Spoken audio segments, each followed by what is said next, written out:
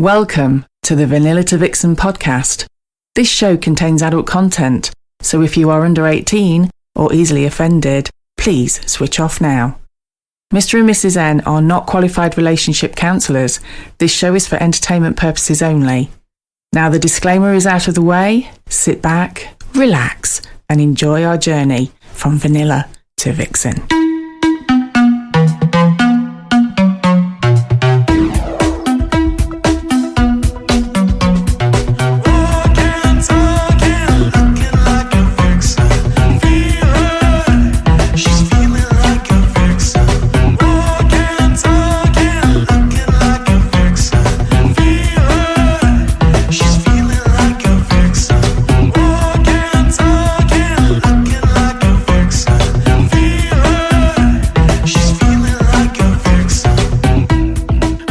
And welcome to episode 120 of Vanilla to Vixen. We are your hosts, Mr and Mrs N, and we're also known as The Naughty Couple. Hello, Mrs N. I'm quite excited when we get to 180 if you're going to do the whole darts thing. I'm not a massive fan of darts. Are you not? No, not really. Not a huge fan. Do you not see the point of it? I've never been very good at it. Oh, you missed that completely, didn't you? That was my attempt at a joke. I've never been very good at darts. Do you remember at the fair they used to have the darts fairground game? Yes. And instead of sort of hitting the dartboard, I kind of speared a goldfish.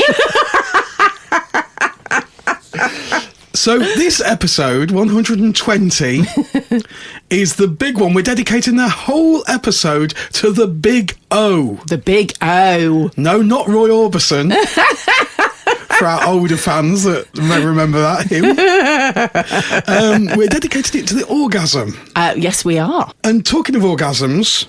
Right. Lady goes into the doctor and she says, "Doctor, every time I sneeze, I keep having an orgasm." And he says, "Oh, are you taking anything for it?" She went, "Yes, pepper." Anyway, moving on. We get on to more serious things. And there's been quite an interesting article that's kind of fluttered across the press this week, talking about orgasms, and there's been like a little bit of like research into them even more. I don't really know. An age-old orgasm, I don't really know how they can even further study them, really. I think it's just an excuse, really, isn't it? Yeah, and I think this sexologist... Right. Imagine that as your profession. Yes, I'm a sexologist. A sexologist. I wonder what they do. Do they just... Maybe that's what we should rename swingers. Sexologists? Yeah. I don't know whether you have to have a bit of paper to go with that, like who cares? Some sort of certificate. I don't know. Well, this sexologist anyway, called Jessica Toscano, I think her name is. Yeah, Toscano. It's a nice name. And she has been fluttering across the press, really, with some of her studies. And she reveals that there's 15 types of orgasm that women can achieve. As a woman, do you believe that? I can't say as I've ever really sat and counted, honey, but, Do they feel different? Yes, actually. Really? Yes, they do. Yes, I can concur with that bit of information. There we go. I'm poo-pooing it to start with. No, you are. It's obviously true. It does depend. So I suppose we could start off with going down her revealing the 15 different types of orgasm. So what does she start off with? I mean, I don't know. Do you want to go into a little bit of background to her research first before we dive straight in, or did you just want to dive straight in? Let's do a bit of foreplay. Right, okay. So she goes to say that orgasms fall under two main categories: sexual and non-sexual. Okay, so you don't automatically assume that an orgasm is connected to a sexual experience. That's your first thing. I have heard in the past that a sneeze is a form of involuntary... Yes, it can be. Orgasm. I have to be honest, if I sneeze, my nipples tingle.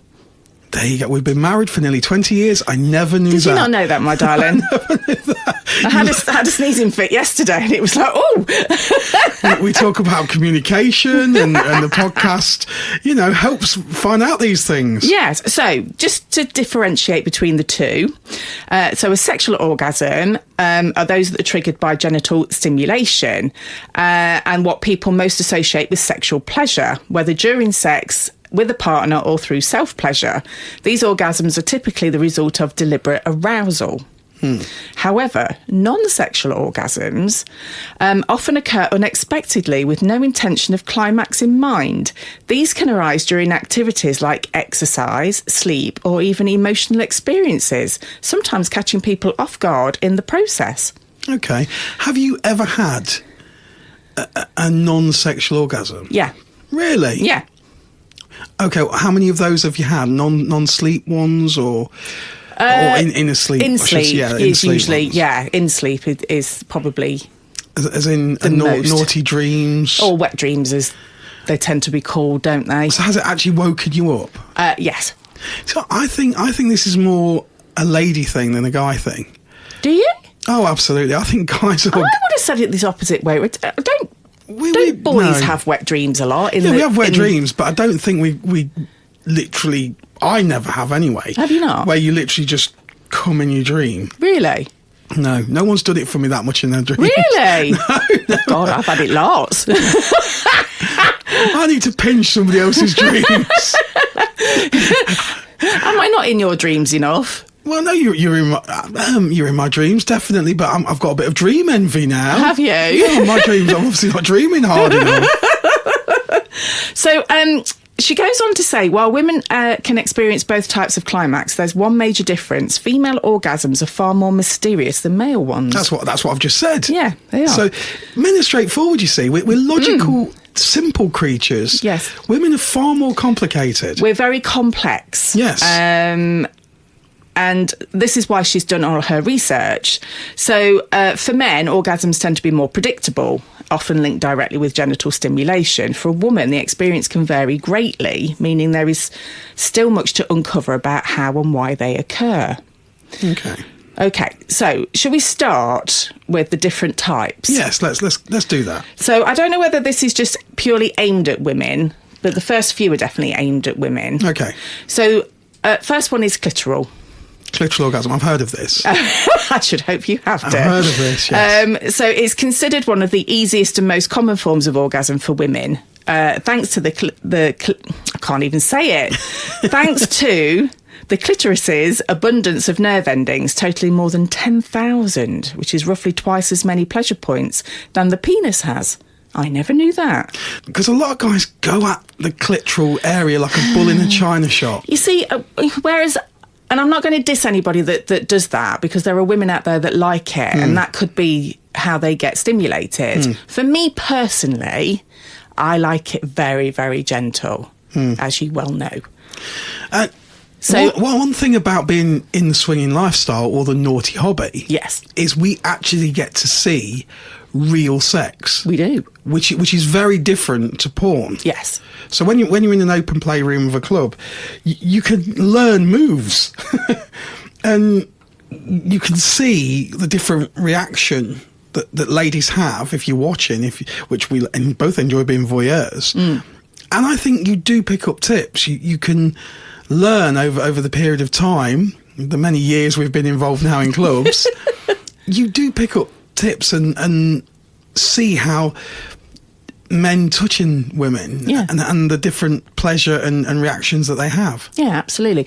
One in particular for me that used to, obviously bringing up the fact that I have damaged nerve endings, can make it very tricky, which is why I probably do prefer it to be very gentle and sensitive. And however, I used to get quite, I don't know the best way to describe this, so I apologise if it's quite vulgar, but I can't think of any other way of actually... It's an adult show, we'll get away with it. I know, but when the guys are really going for it... are we talking fingers? Yes. Right, okay, yes. Finger action. Finger action, but very vigorously. Okay.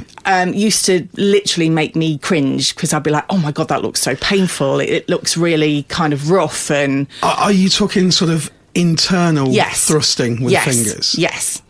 The most effective things I have seen is when a guy builds up, so starts off slowly. Yeah. And again, this is a little bit of my homework here and my action, my method, my MO. But you didn't necessarily use a lot of penetration. No. You can flick over. Yes, no, I'm not talking about over, I'm talking about in. Yeah, okay. So I suppose the best way to describe it is frigging. Frigging. Would that be?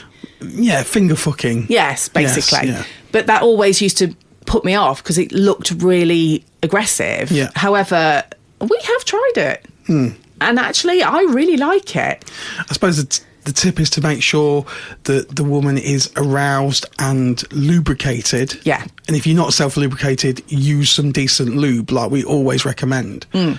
Yeah. Absolutely. So it just goes to show sometimes what you witness doesn't necessarily sort of transfer into how it feels. Yeah, absolutely. So I'm glad I've discovered that was nice. Okay. We got there eventually. Okay, so we've kind of done the clitoral Yes. area. What's the second one? So the second one obviously is vaginal.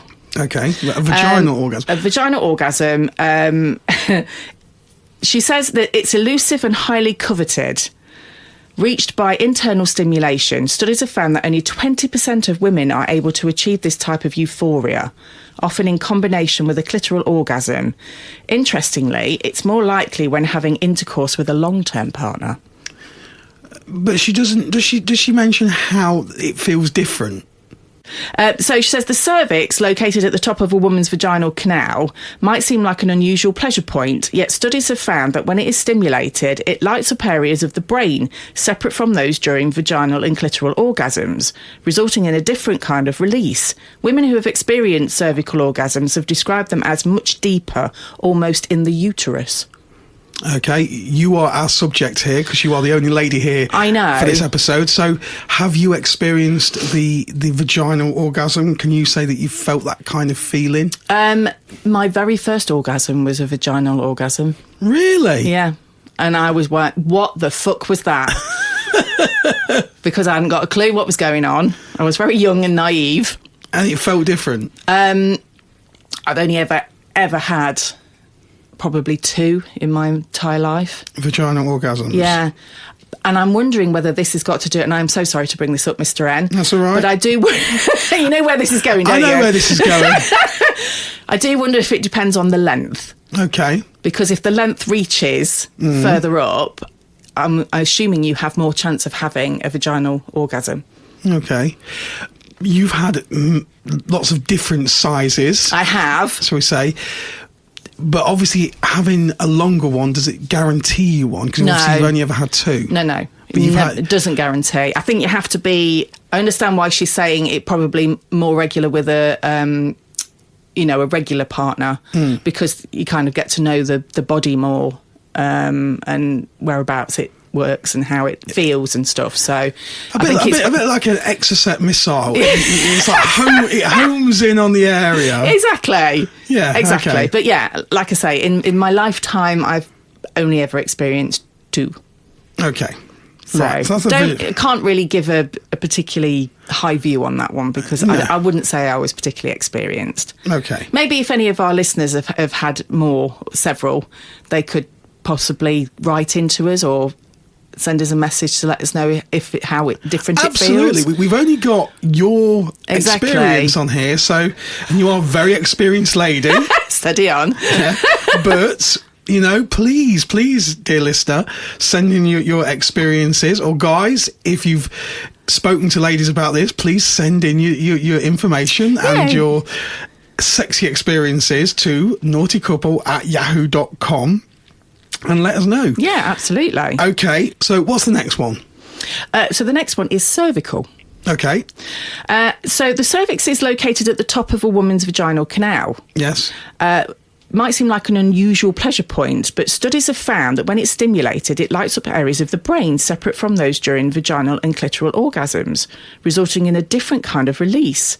Women experienced cervical orgasms have described them as much deeper, almost in the uterus. That sounds a little bit like the vaginal one. I think by this stage I'm becoming a little bit cynical. I am. I'm just thinking to myself at this stage, she's probably on about 20 grand of being paid for this study, and so she's like, "Well, I've done 2, 3, whatever. I'll just start making some shit up now." No, we will carry on. Okay, so you got the cervical one. Yes. So it's just apparently a lot deeper. So she's on 20 grand by this time. I reckon so. Let's move on to the fourth one. Okay, so the fourth one, I can't get my words out. The fourth one is the elusive G-spot. Okay. So scientists and medical experts have long debated whether the much discussed G-spot actually exists due to a lack of anatomical data. It's thought by many to be the first third of the front of the vaginal wall. Okay, guys, don't even try. I've lost track now. I need a clear diagram. Can you just repeat that last line? So it is thought to be, so it hasn't been scientifically proven, but it's thought to be the first third of the front of the vaginal wall. The first third of the front of the vaginal wall. So this is becoming like an IKEA diagram to build furniture. But they have said that its precise location has yet to be proven. I told you she was just making it up. So a 2021 analysis of 31 studies suggested that most women have benefited from this stimulation. If you can find it, yeah. Okay, it's made up. It's made up, guys. Just put the IKEA instructions away. And just move on. Go on, then. Let's move on to the next one. Okay, so number 5 is female ejaculation. I have seen this with my own eyes. So yes, often referred to as the cruder name of squirting. Absolutely. And we've seen some of the walls at Liberty Elite. So this is an involuntary release of clear fluid, thought to be a mixture of urine and secretions from the, is it Skene's gland? Skene's gland. Skene's glands. When reaching a moment of intense physical arousal. Some medical experts have dismissed the phenomenon and the myth conjured up in the world of porn. But one 2019 study found that between 10 and 54% of women have experienced it. Squirting. Are you a big squirter, Mrs. I'm not. I'm more of a bit of a gush. You're a gusher. It just kind of appears. You're a gusher, not a squirter. I'm not a squirter. First time I was with another lady. It happened. Yes. And I was quite shocked. Were you? Did it take you by surprise? Yeah, because like you say, you're a bit more of a gusher. I am more of a gusher. And I suppose the people I've been with before are gushers, and a squirter was like, oh, okay. You know, felt like I've been hit with one of those jet water pistols. Wasn't an unpleasant experience. No. Does it not feel a bit like it's half water sports, though? No, it feels very different. Because if it is a mixture of urine and... I was quite shocked to hear that it was obviously a mix of urine, because I always understood that it wasn't. Yeah, I think a lot of people will suddenly go, oh... Okay, you're pissing on me. Yeah, right. Should we just move on from that one? Now you've pissed on my parade, let's go on to the next one. So number 6 is prostrate. Okay, so this is for guys. So it's lovingly known as the male G-spot. Yeah. So a few inches inside the rectum is a particularly sensitive area. When massaged, the ejaculatory ducts, responsible for carrying a combination of semen and prostatic fluid from the testes to the urethra, become stimulated and produce a euphoric effect like a penile orgasm. So this is one for me to answer. It is. Have you ever had one? Yes. Have you? Yes. Who with? It wasn't me. It was with a very sexy piece of rubber. Okay. Yes, I have had it with you, but I've not actually kind of just gone at the time, oh my God, I think I've had an anal orgasm. It's one of those things that you just kind of, it was when you were masturbating me and using a purple, do you remember the purple dildo? Oh, the purple one, yes. The purple dildo on me at the same time. Oh, okay. The feeling is, I can only describe it as, for people out there, it's like literally wanting to shut your legs really tight. Yeah. Clench it up. Because obviously I orgasmed at the same time. Yeah. Through the normal way. Yeah. And I just felt myself wanting to clench tighter than a camel's arse in a sandstorm. That's the only way I can describe it. Anyway, I digress. No, because I need to ask a question now, which I'm sure all the men and probably some of the women are wanting to know. Okay.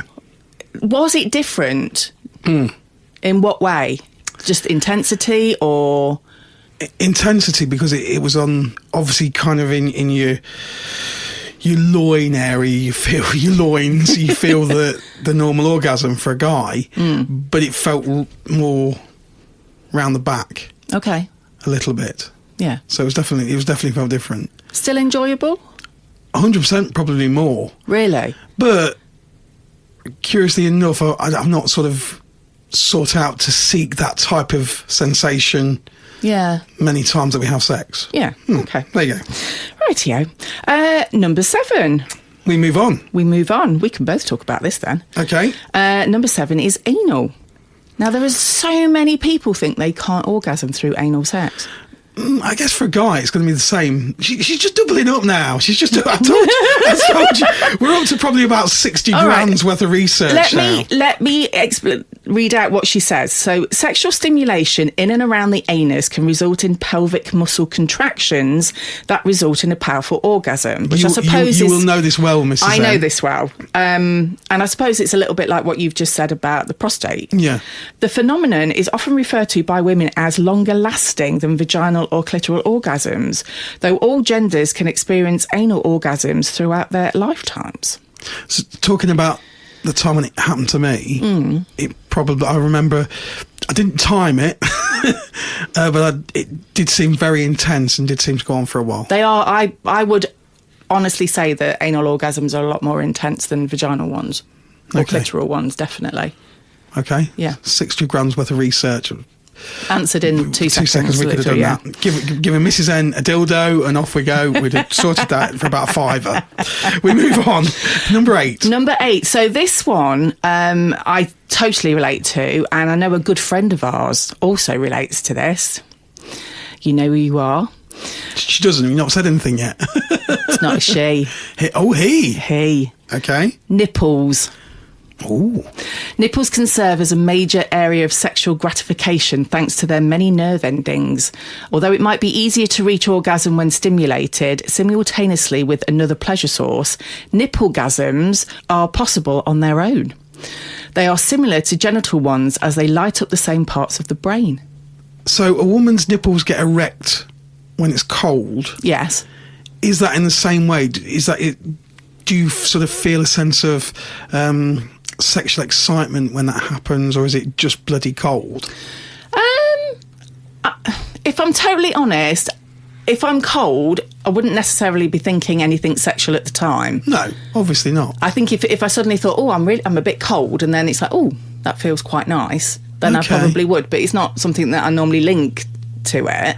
So that's interesting, because if you're listening to your body, then you would probably become more aroused sexually. Absolutely. So that's a really good tip, isn't it? That obviously when you go out in December and you go, bloody hell, it's freezing here, and your nips stick out like chapel hat pegs. Yeah. Then your body is telling you something. And I suppose we could develop that we listen to our bodies more when we're in the bedroom. Yeah. That's true. We should be more aware of it throughout the day. So if you feeling your nipples become hard, then pay attention to what your body's doing, and it will probably lift you to a higher state of arousal. Yeah.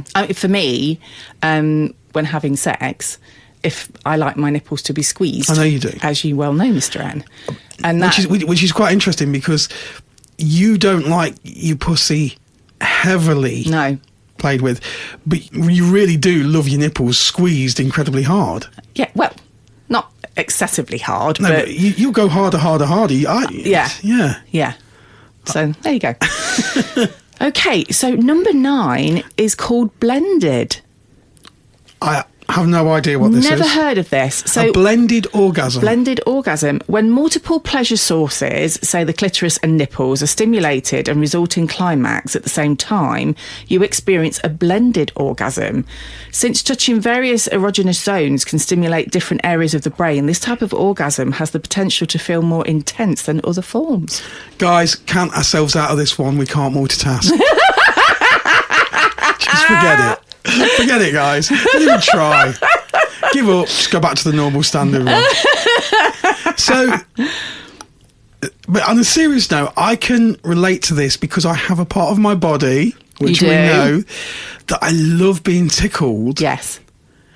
Which is the, what's it called? The septum, is it? Is it the septum? I can't remember. I don't know how you pronounce the little bit between your balls and your bum. Yeah. I can't remember the name. No. But it's not important. But if you tickle that while you're masturbating me, it gives me an orgasm. Yeah. In 2 places at once. The perineum. Ah, is that what it's called? That's what it's called. Did you Google it? No, it just came to me. Oh. Pardon the pun. Anyway, we move on. We do. So at number 10, I feel like we should have some like top 40 countdown music going on. No, we'll get a strike. We'll get a copyright strike.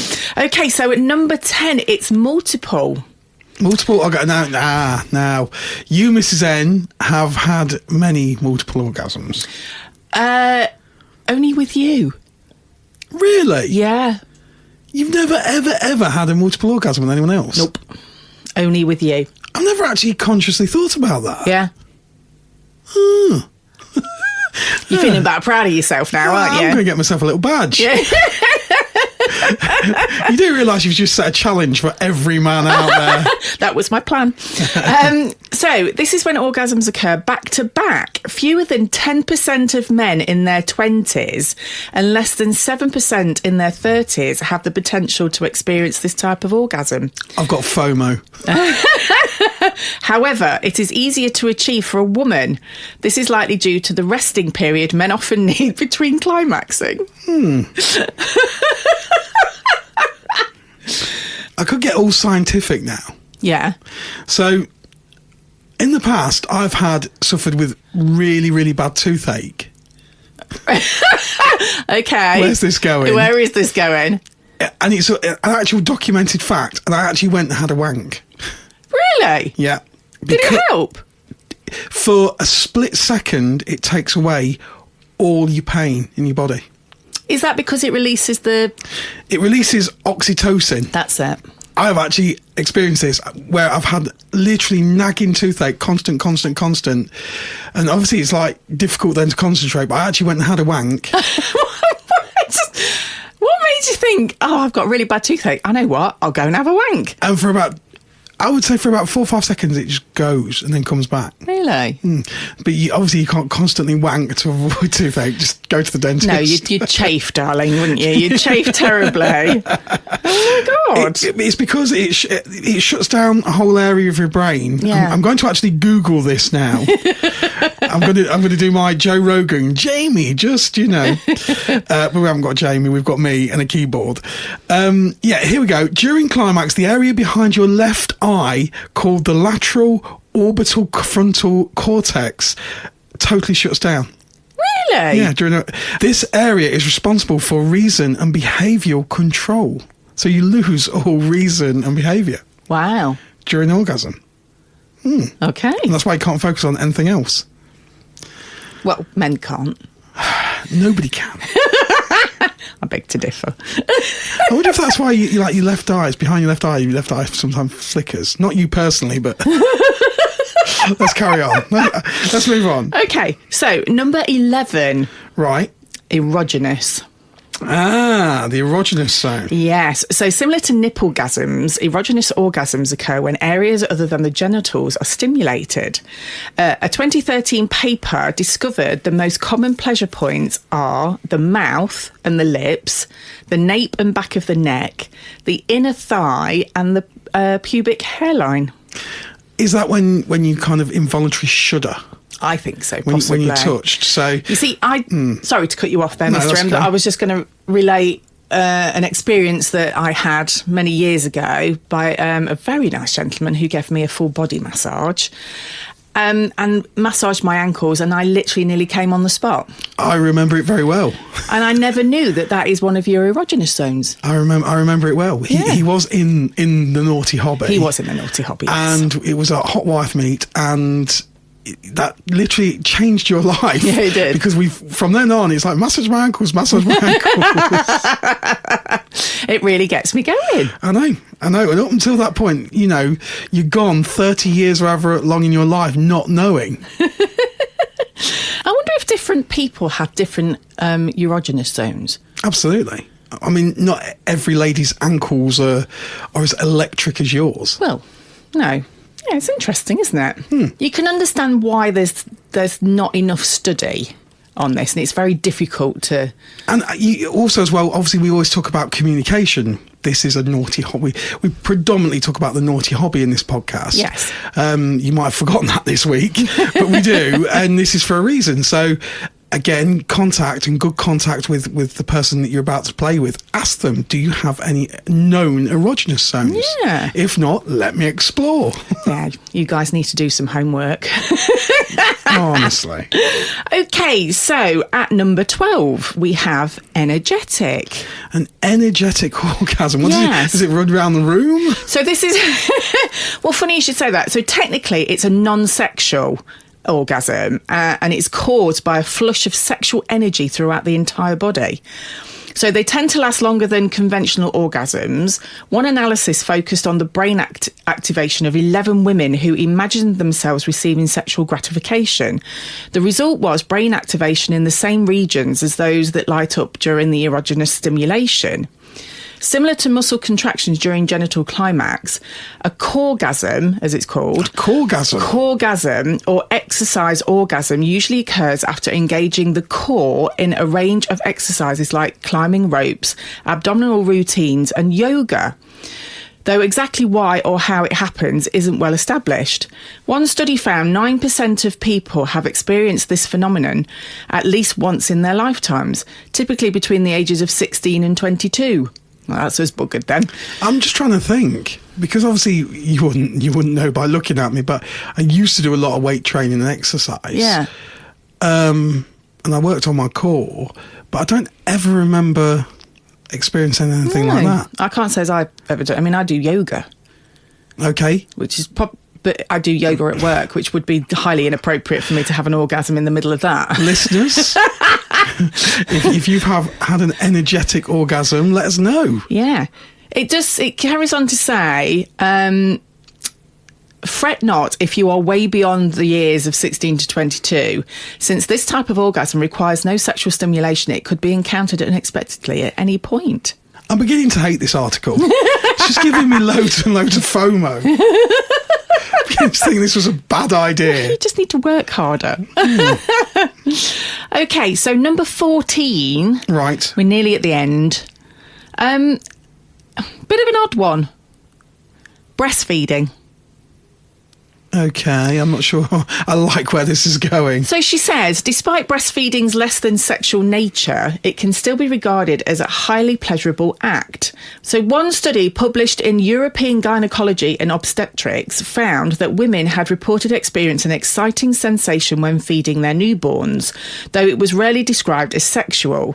For those who did feel more aroused, they described it as a high, like when you're in foreplay. Again, orgasms can actually heighten your sense of smell. Right. Because it just takes everything up in your body, like upper level. Oh, okay. That's just another interesting fact that I can talk around the Christmas table with the family. Yeah, maybe not. The thing is, I have breastfed. A lot of women get on really well with it. They love it. It's a real bonding thing. I tried it for 11 weeks. It was miserable for me. Yeah. Your nipples cracked, bleeding. It was, oh no. I remember with our daughter. Yeah, and the women will understand this, especially ones that have had kids, but you get what's called like a letdown feeling. So it's when your milk suddenly fills up ready for feeding the baby. It's the weirdest sensation ever. But yeah, I certainly would never... In the name of Bharat, it wasn't a sexy time. No, it definitely wasn't a sexy time. Of course, doctors used to prescribe, years and years ago, orgasms for fertility. How do you know these things? It's just one of those interesting. I actually read that it was called the suck up. Oh, it was called the suck up, and doctors, which is again, we've always gone through our lives in the modern era, you know, back from the 14th, 15th century, believing that science teaches us the right things, and it doesn't most of the time. COVID injections. Fauci. I'm not saying anything else. All right, move on. But yeah, the suck-ups, they believed that if they gave the woman an orgasm, personally I think they were just kinky buggers. But if they believe that if they give the woman an orgasm, I mean, we laugh at it, but it's serious. They believe that if they give the woman an orgasm, the muscles or contractions would actually suck the semen up the pipes. I see their point. And it would lead to better fertility. It was called the suck up. The suck up. Yeah. There we go. I might say that to you one time. Do you fancy a suck up, baby? I'm telling you, I think the doctors I don't know when it was, but I think the doctors in the 15th, 16th century, whenever it was, I don't know, were just kinky buggers. Right, so this leads us to our final one, number 15. Right. Sleep. The sleep orgasm. The sleep orgasm. So more commonly known as wet dreams, which is what we were talking about earlier. So sleep orgasms are like energetic climaxes in that they don't require physical touch to occur. Often they are the result of hormones and don't require any stimulation, although vivid dreaming can help. Most individuals who experience sleep orgasms are adolescent males. You see, that's why I said to you it's all young boys have wet dreams. Yeah. Although all genders at any age can experience them. Okay. And I have experienced them many times. Yes. It is quite a weird sensation. And I have been woken up by it. Do you remember having your very first orgasm? Yes. I think I do. Which I was alone at the time. not surprisingly. I was a late bloomer, remember? Yes. Yeah. So. Yeah. Do you remember? Here's a good one. Do you remember your first orgasm when swinging? Oh. Yeah. The thing is, it's not very often that I orgasm when playing with somebody else. Yeah. Because, and I'll tell you the reason why. It's not that I'm not enjoying it. It's not that they're good at what they do, but I struggle to relax.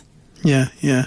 And this all goes back to obviously my problem. So psychologically, I probably am not in as a much relaxed state as I am when obviously you and I. But I don't think you're alone in that.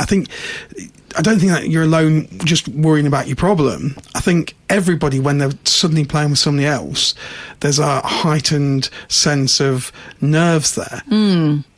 Yeah, I mean, don't get me wrong, I've been very close to the edge, but it's almost like I'm holding back. It's almost fear isn't the right word, but it's almost, I can't think of any way else to describe it, that you're almost like fearful to just let it go. Yeah. Because of what might happen. We've played with our friends who are a couple we're very close to, and we've played with them several times where I've not actually had an orgasm. It's not anything to do with lack of being turned on, but incredibly turned on. Yes. But sometimes you can kind of go over the edge. Yeah. That's really frustrating. Yeah. We've done that times actually during swinging. Yeah, absolutely. Where, not just with those, but with other people, where it's like, okay, I'm totally turned on in this situation, and then you just have to stop for 5 minutes. It's true, and I'm assuming there must be lots of other couples out there, or singles, that are in the same position. I don't think this is a new thing for people. It's quite common, and the couple, I think it's incredibly common. And the couple we've played with, the guy also hasn't come either. No. And I know, they've been turned on. You can see they're enjoying. They're having a jolly good time. A jolly good time. They have, but not during sex. Yeah, intercourse. I think it must be quite a common thing. I think so too. And I have to be totally honest, there's lots of times when I'm quite happy just to have the intercourse. I don't need to come at the end. I don't need to have that final orgasm. Again, that is a common misconception, I think, from a lot of guys. Yes. That when, especially in the swinging lifestyle, that they must give the woman an orgasm. Yeah, you don't have to. Doesn't mean that they don't have a great time Which and still feel fulfilled. And it takes a lot of pressure off the guys knowing that. Yeah. So, again, and you can kind of relax more. Yeah, exactly. Talking of during intercourse. Yes. See, I think we've got a little bit of time left. Right. So I did want to feature this week.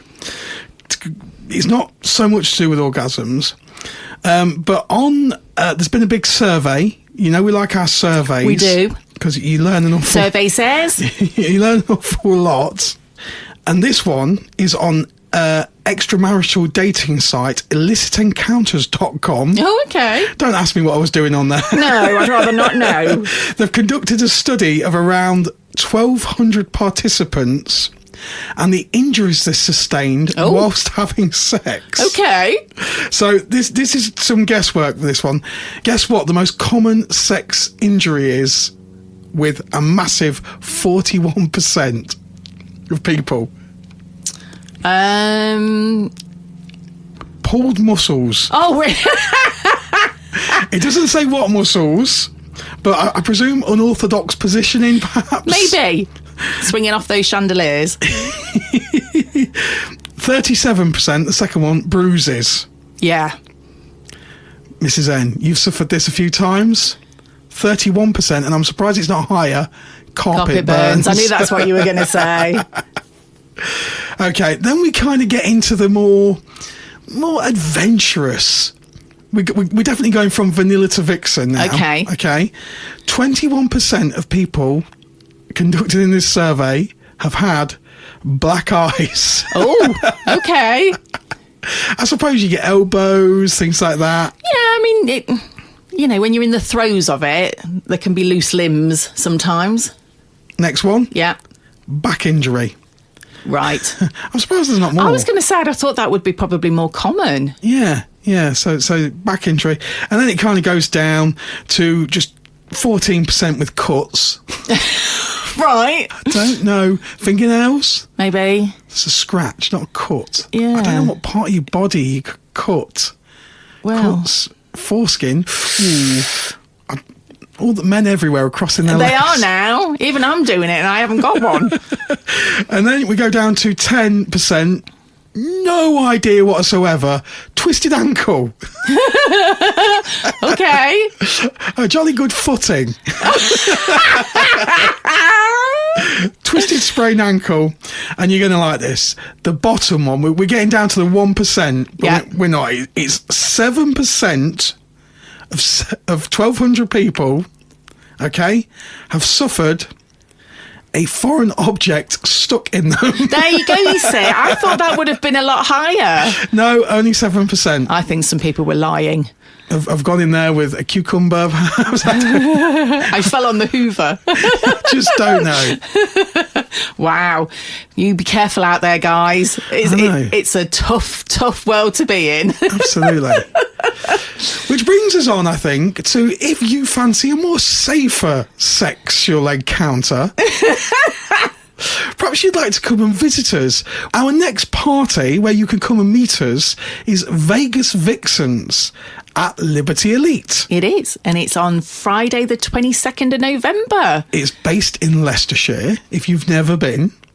And you could stay at the secret hotel where there will be lots and lots of friendly people. You can talk and chat on our Discord chat room with a lot of people who are attending. The usual suspects will be there.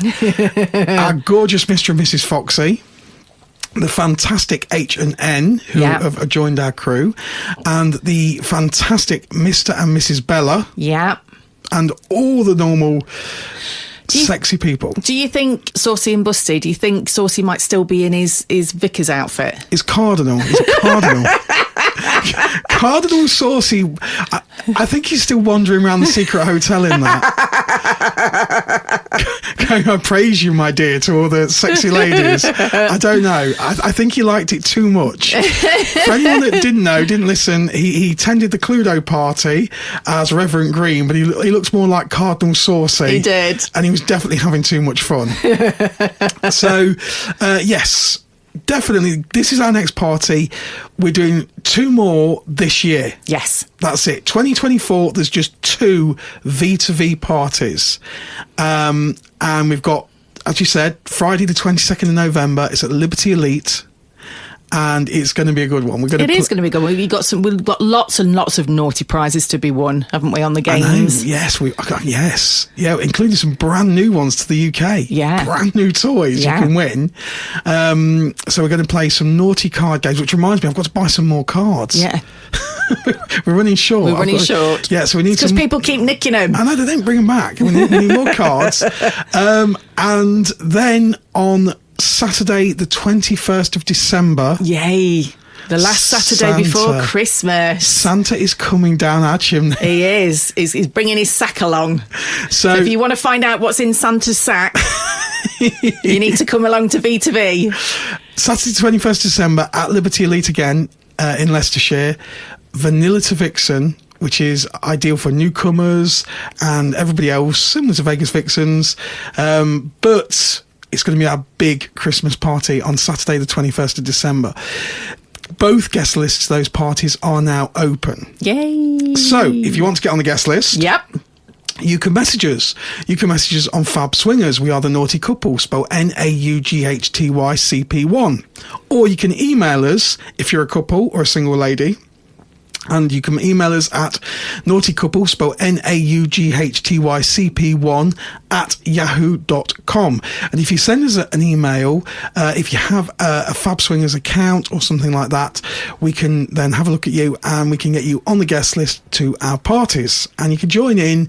There is absolutely no pressure on anyone to remove their clothes, to go playing with people. This is a party that is especially for newcomers to the naughty hobby. Awesome. And there we go. Don't get FOMO. That's what I say. So I hope you've enjoyed our show on the Big O. We've got a little way to go because there is a National Orgasm Day. Is there? Which, guess what? It's the day before my birthday. Is it?